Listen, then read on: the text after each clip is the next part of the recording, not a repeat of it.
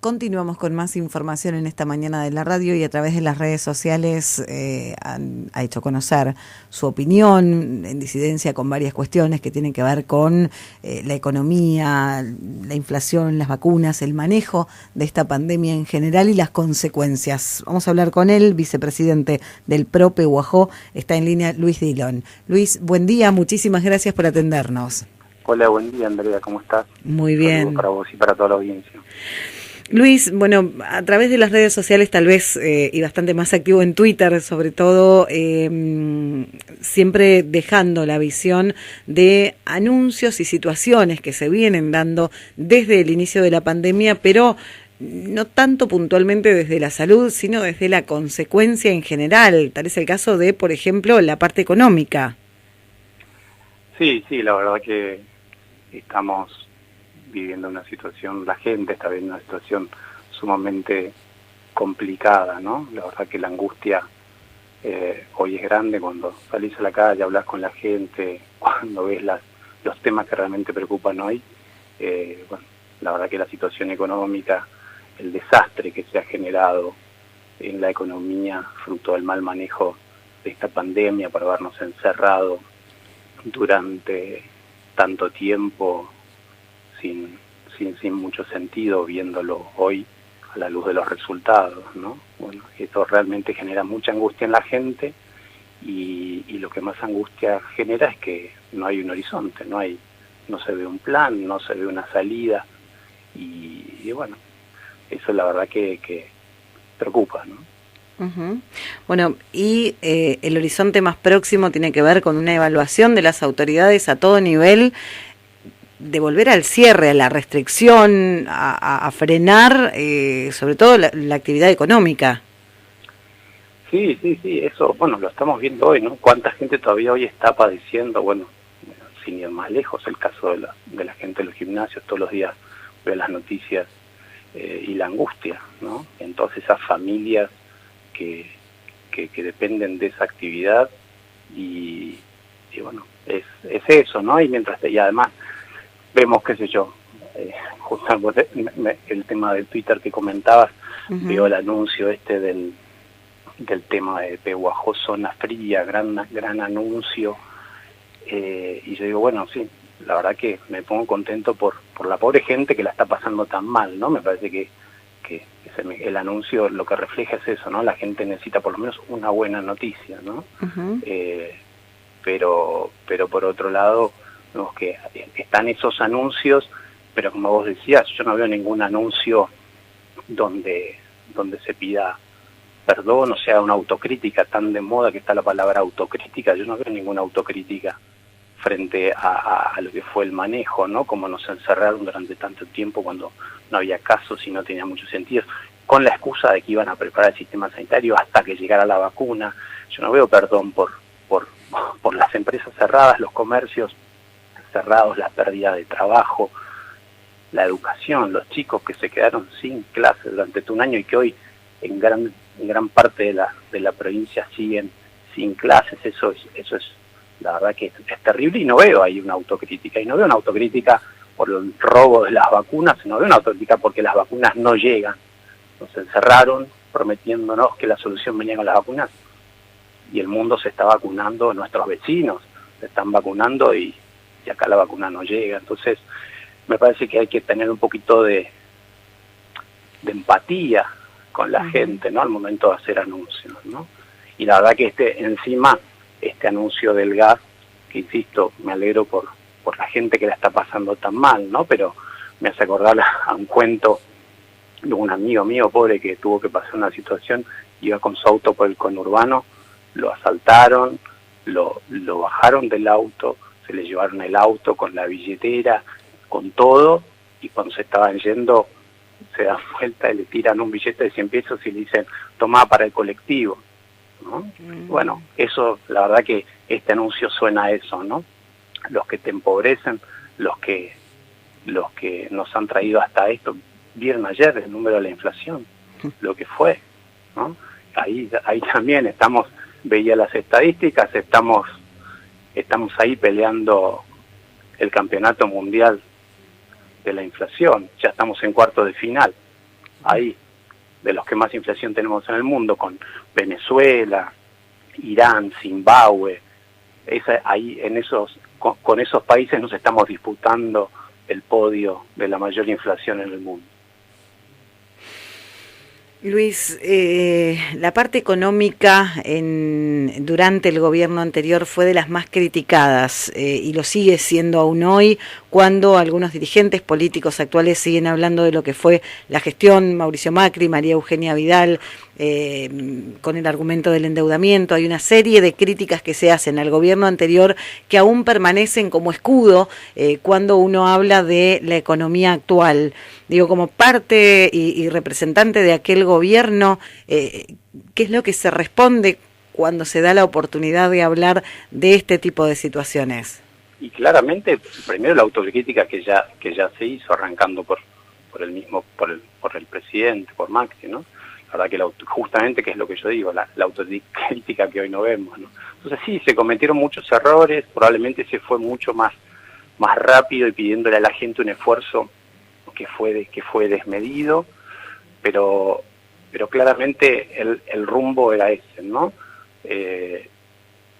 Y bueno, y si hablamos de este tema, ¿no? La Argentina, después del despilfarro, de la energía que hubo, porque además estas cuestiones también generan corrupción, ¿no? Cuando desde un escritorio se dice quién paga más o quién paga menos, ¿sí? Esas son todas cuestiones que terminan mal, siempre terminan en casos de corrupción, y ya lo vimos, ¿no?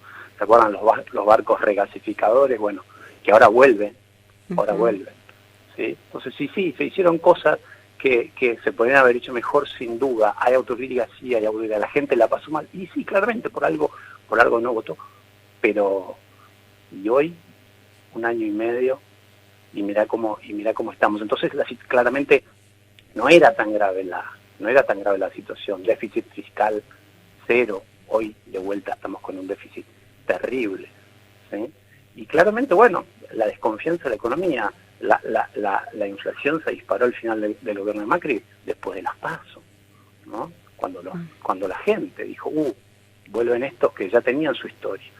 Y después hay siempre, como siempre, muchos relatos. Pero, insisto, me preocupa que hoy estemos ahí en los cuartos de final del Mundial de la Inflación, porque la inflación es el impuesto que le pega a los más pobres. Es un impuesto. Entonces, lo que después, las migajas, el billete de 100 pesos que te dan por otro lado, sale de algún lado. ¿Y dónde sale? Y de estos índices de pobreza que estamos viendo hoy, ¿sí? Y esos índices de pobreza son a los que nos lleva esta inflación desmedida, ya 46,3% en el año. Si proyectamos esto para adelante, es una inflación realmente preocupante, y lo que más preocupa ahí es la gente, ¿sí? Y además una inflación con tarifas reprimidas. Entonces, el fondo, la verdad que no son buenas noticias, pero no me gusta transmitir eso, porque la verdad que tenemos que trabajar todos y salir adelante, ¿no? A pesar de los gobiernos, de este o de otro, pero a pesar de los gobiernos, me parece que los argentinos tenemos que valernos por nosotros mismos, como decía la otra vez, cuidarnos nosotros, porque claramente no es el Estado el que te cuida.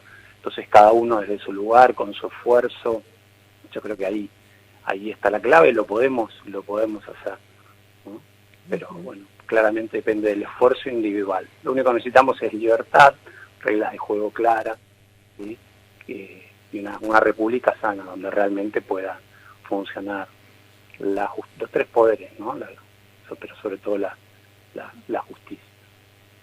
Bueno, justamente, y hablando de la libertad y las reglas de juego claras, tal vez en el sector que también te tiene incluido como representante, que es el sector agropecuario, es una pelea constante con gobiernos que constantemente ven que la salida a la parte económica siempre es intervenir, atacar, modificar lo que tiene que ver con esa producción. Sí, lamentablemente, pero bueno, son concepciones, ¿no? Son fundamentalismos, y detrás de todo eso mucho relato y mucha mentira, ¿no? Además es gracioso, te dicen que son los alimentos los que causan la inflación y vos mirás nuestros vecinos, Chile, Brasil, Paraguay, que son exportadores de alimentos como nosotros, ellos tienen inflación, la que nosotros tenemos en un mes, ellos la tienen en un año. Entonces el problema no es ese. Entonces no nos dejemos llevar por los relatos, y por otro lado también esa mirada siempre centralista, ¿no? Porque de vuelta, hablando de las migajas, lo que se va, ahora está muy en los medios, ahora la soja $600, la soja $600. Esos $600 al productor le lleva el 37% de ese valor para pagar sus gastos, para pagar su inversión y más. El 37%, el 63% se lo lleva el Estado. Después, claro, después te quieren devolver migajas, pero entonces eso se va del interior, eso se va de las comunidades, esos son recursos y es trabajo del interior que se lo llevan quién sabe a dónde, que termina quién sabe en qué bolso, ¿no? Y esa es mucha plata. Pero bueno, es esa mirada, ¿no? Esa mirada despectiva hacia el interior productivo, hacia el interior que trabaja y que quiere progresar y que tiene otra cultura. Es, insisto, son fundamentalismos teñidos de relato y de mentira. Luis, yendo a este trabajo de salir, es un año complicado, es un año bastante particular, pero también es un año electoral. Partidariamente, ¿cómo está trabajando el PRO? ¿Hay ya un trabajo de armado? ¿Hay diálogo? ¿Cómo está hoy el PRO y Juntos por el Cambio? No, Juntos por el Cambio muy bien, la verdad que, como decimos siempre, ¿no? Trabajando mucho ya desde hace muchos años y pasando por distintos momentos, generando y construyendo capital social, ¿no? Entonces, la verdad que hoy el bloque está trabajando muy bien, a pesar de que pobres presentan proyectos y todos les vienen rechazados. O sea, la verdad que eso es triste, pero no, el bloque no baja los brazos, el bloque trabaja pensando en los vecinos, porque para eso está, ¿no? Así que bueno, desde ese punto de vista, trabajando, recién ahora se acaba de definir un poco el cronograma electoral, pero claramente eso hoy no es lo que le preocupa a la gente, ¿no? La gente tiene otras preocupaciones, pero bueno, o sea, queremos, la gente claramente va a querer votar y va a querer dar su opinión en las urnas porque así tenemos que hacerlo, ¿no? Entonces, bueno, trabajaremos para presentar la mejor propuesta y el mejor equipo a la sociedad. ¿Se está trabajando, hay un diálogo entre fuerzas políticas? ¿Hay al menos una expectativa de cómo llegar a estas elecciones? Sí, el diálogo es permanente, y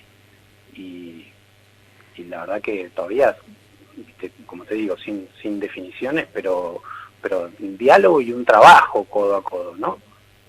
Tratando de ocuparnos todos los días de las cosas que preocupan a los vecinos y al mismo tiempo, bueno, por otro lado también, como te decía, tratando de armar la mejor oferta para la gente, ¿no?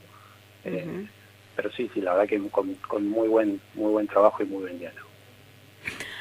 Luis, como siempre te agradecemos muchísimo por la información y por supuesto quedamos a disposición para lo que necesiten.